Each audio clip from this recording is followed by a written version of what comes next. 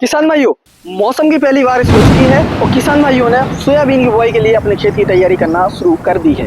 किसान भाइयों, जब 2 से 3 बारिश अच्छी बारिश हो जाए तब किसान भाइयों आप सोयाबीन की बुआई कर सकते हो। यदि हम टेक्निकल भाषा में समझें तो जब 4 से 5 इंच मृदा के अंदर तक पानी पहुंच जाए, 4 से 5 इंच तक मिट्टी गीली हो जाए या फिर कह सकते हैं कि 100 mm तक वर्षा हो जाए, तो उस स्थिति में आप सोयाबीन की बुआई कर सकते हो। लेकिन किसान भाइयों, आप इस बात का विशेष ध्यान रखिए कि आप बीज उपचार जरूर कीजिए। यदि आप बीज उपचार नहीं करोगे तो जो आपका उत्पादन मिलने वाला है, मान लीजिए कि सोयाबीन से जो एवरेज उत्पादन 10 से 12 क्विंटल जाता है, तो हम 10 क्विंटल मानते हैं 1 एकड़ से। और यदि किसान भाइयों आप उसमें बीज उपचार नहीं करते हो तो वो आपका 10 की जगह 7 ही रह जाएगा, मतलब कि 30% तक की कटौती आपको देखने को मिल सकती है उत्पादन में। इसलिए किसान भाइयों बीज उपचार बहुत ही जरूरी हो जाता है। किसान भाइयों, सोयाबीन में FIR की जाती है। किसान भाइयों, ये FIR किसी थाने में नहीं, सोयाबीन में की जाती है, खेत में की जाती है। तो किसान भाइयों, FIR के बारे में मैं आपको विस्तृत जानकारी आज की इस वीडियो में देने वाला हूँ। FIR क्या है? ये किसान भाइयों बीज उपचार का एक तरीका है। ये बहुत ही अच्छा तरीका है किसान भाइयों। यदि आप इससे बीज उपचार करते हो तो किसान भाइयों इस साल जो आपको खाद की कटौती देखने को मिल रही है, जो खाद की उपलब्धता नहीं है, बहुत कम खाद मिल रही है, 30 से 40% तक की किसान भाइयों इस साल कटौती देखने को मिल रही है। तो किसान भाइयों, यदि आप इस वीडियो के अंत तक बने रहोगे तो मैं आपको बीज उपचार का एक ऐसा नुस्खा बताऊंगा जिससे किसान भाइयों जो 30 से 40% तक आपकी खाद की कटौती हो रही है, वो पोषक तत्व भी किसान भाइयों नाइट्रोजन, पोटास और फास्फोरस आपके पौधों को उचित मात्रा में मिल सकेंगे। यानी कि किसान भाइयों आप बीज उपचार से ही इतना अच्छा बीज उपचार कीजिए कि आपकी फसल को बाद में ना तो ज्यादा फंगीसाइड उपयोग करने की जरूरत पड़े, ना ज्यादा इंसेक्टिसाइड उपयोग करने की जरूरत पड़े, ना ही आपको खाद देने की जरूरत पड़े। तो किसान भाइयों आप इस वीडियो के अंत तक बने रहिए, मैं आपके लिए बहुत ही जरूरी जानकारी लेकर के आया हूं। तो नमस्कार किसान भाइयों, मैं मचड़ार आपका फिर से स्वागत करता हूं आपके अपने यूट्यूब चैनल एग्री प्लेटफॉर्म में। और हम बात कर रहे थे सोयाबीन की FIR। सोयाबीन की FIR, F का मतलब होता है इधर पर फंगीसाइड, दूसरा होता है आई का मतलब होता है इंसेक्टिसाइड, और जो तीसरा होता है आर का मतलब होता है राइजोबियम। किसान भाइयों FIR, फंगीसाइड, इंसेक्टिसाइड और राइजोबियम। किसान भाइयों ये बीज उपचार का तरीका है जैसा कि मैंने आपको बताया। किसान भाइयों इसमें जो आखिरी राइजोबियम है, क्योंकि आप जानते होंगे कि जो लेग्यूम क्रॉप होती हैं, दलहनी फसलें होती हैं, उसकी जड़ों में राइजोबियम की गांठें पाई जाती हैं।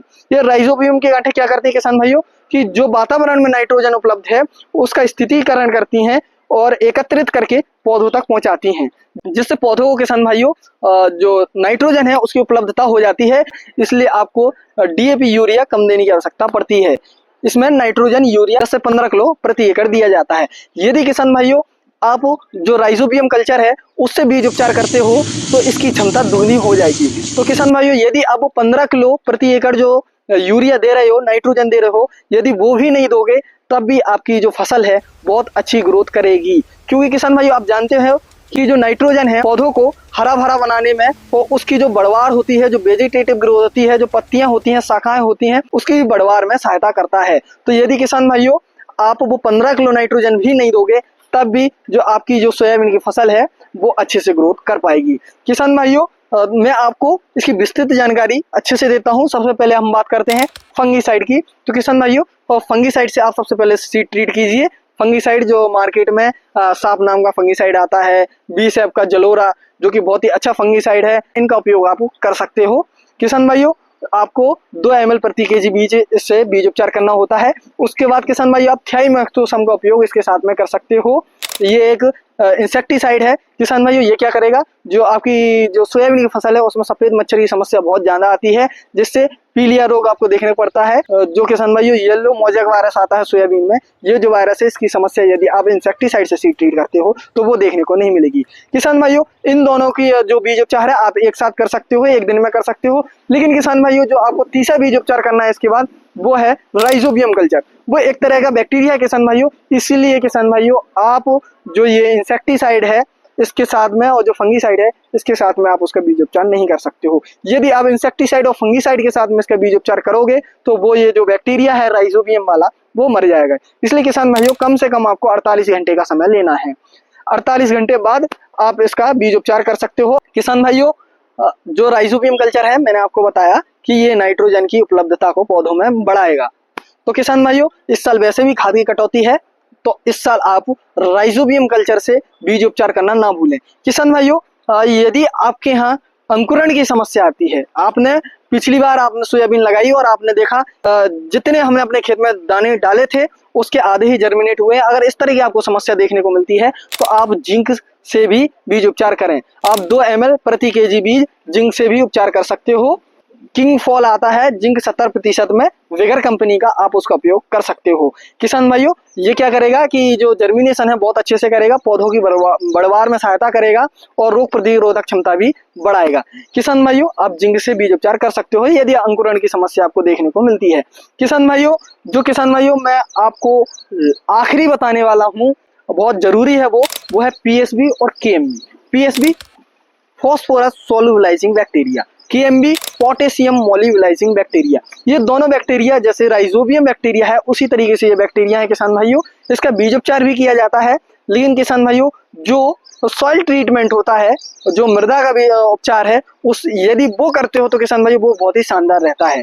किसान भाइयों, ये क्या करेगा, जिस तरीके से किसान भाइयों जो राइजोबियम है वो नाइट्रोजन को पौधों तक पहुंचा रहा था, उसी तरीके जो पीएसबी है फॉस्फोरस मोलिबलाइजिंग बैक्टीरिया, ये क्या करेगा किसान भाइयों, जो आपने पिछले सीजन में डीएपी और यूरिया जो भी खाद आपने दी थी, तो डीएपी में किसान भाइयों फॉस्फोरस पाया जाता है, तो वो किसान भाइयों पौधे, जैसा कि आप जानते होंगे कि पौधे हर पोषक तत्व को घुलनशील रूप में लेते हैं। यदि वो अघुलनशील रूप में रह जाते हैं तो वो मिट्टी में ही डले रह जाते हैं और किसान भाइयों उनको पौधे नहीं ले पाते हैं। तो जो अघुलनशील रूप में किसान भाइयों फॉस्फोरस आपकी मृदा में है, उसको सोल्युबलाइज करके, घुलनशील बना करके ये पौधों तक पहुंचाएगा पीएसबी। तो किसान भाइयों ये बहुत ही महत्वपूर्ण हो जाता है।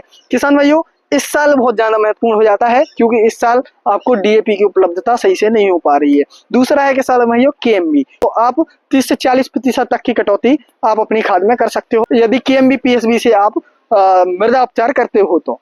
किसान भाइयों, जो केएमबी है ये पोटेशियम मोलिबलाइजिंग बैक्टीरिया है। ये भी किसान भाइयों जो एमओपी आप देते हैं, म्यूरेट ऑफ पोटास, किसान भाइयों जो अघुलनशील में पोटास मृदा में रह जाता है उसको घुलनशील बना करके पौधों तक पहुंचाता है। किसान भाइयों, यदि हम इनकी मात्रा की बात करें तो पीएसबी किसान भाइयों और केएमबी आपको यदि पाउडर फॉर्म में मिलता है तो 2 से 3 किलो प्रति एकड़ लगता है, और यदि लिक्विड फॉर्म में मिलता है तो 1 लीटर प्रति एकड़ लगता है। किसान भाइयों, इस मात्रा को किसान भाइयों आप जुताई करो, आखिरी जुताई उस समय पर दे सकते हो। और किसान भाइयों इस बात का विशेष ध्यान रखें कि इन दोनों को रासायनिक खाद के साथ नहीं मिलाना है। डीएपी यूरिया के साथ मिलाओगे तो ये जो बैक्टीरिया हैं ये मर जाएंगे। इसलिए किसान भाइयों आप जो आखिरी जुताई करो उस समय आप इसका उपयोग कर सकते हो। आप पीएसबी और केएमबी को एक साथ उपयोग कर सकते हो।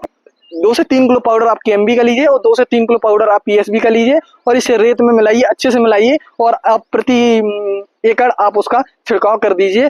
दूसरा किसान भाइयों ये तरीका है कि आप इसको 25 किलो गोबर की खाद या बर्मी कंपोस्ट में मिलाइए और अच्छे से मिक्स कीजिए और फिर उसको आप अपने खेत में छिड़क दीजिए।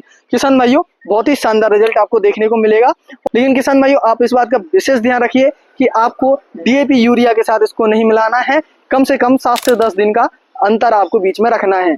तो आप यदि आखिरी जुताई के समय इसका उपयोग करते हो तो 7 से 8 दिन बाद जब किसान भाइयों आप बेसल डोज दें उस समय आप डीएपी यूरिया दे सकते हो। तो किसान भाइयों या तो आप इसका उपयोग 7 से 8 दिन पहले कर लीजिए या फिर बाद में कर लीजिए, आप डीएपी यूरिया के साथ में ना कीजिए। और किसान भाइयों आपको ये जानकारी कैसी लगी हमें कमेंट सेक्शन में जरूर बताएं और इस तरह की वीडियो के लिए हमारे चैनल को सब्सक्राइब करना ना भूलें। बहुत बहुत धन्यवाद।